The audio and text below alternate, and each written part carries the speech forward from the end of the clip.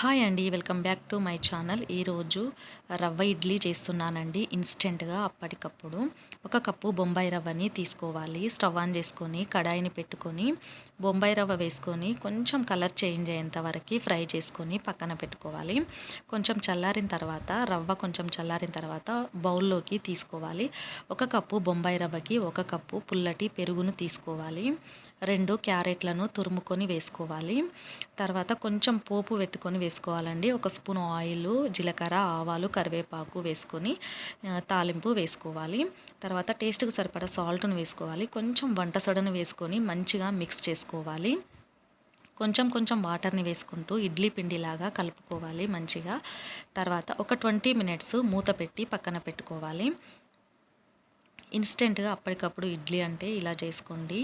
20 నిమిషంల తర్వాత మంచిగా కలుపుకొని ఇడ్లీ పిండి ఎలా ఉంటుందో అలాగా ఉంటే సరిపోతుందండి. కాస్త గట్టిగా ఉంటే కొంచెం వాటర్ని వేసుకోండి. తర్వాత ఇడ్లీ ప్లేట్లోకి ఇడ్లీలాగా వేసుకొని స్టవ్ ఆన్ చేసుకొని ఇడ్లీ కుక్కర్లో పెట్టేసుకొని కుక్కర్ని స్టవ్ మీద పెట్టుకోవాలండి. ఒక 10 మినిట్స్ ఉడికించుకున్న తర్వాత ఇడ్లీలని తీసుకొని ప్లేట్లోకి సర్వ్ చేసుకోవడమేనండి. అంతేనండి. ఇడ్లీలు చాలా టేస్టీగా ఉంటాయి పల్లీ చట్నీతోని. ప్లీజ్ అండి నా ఛానల్ని సబ్స్క్రైబ్ చేసుకోండి, లైక్ చేయండి, షేర్ చేయండి. Thank you for watching.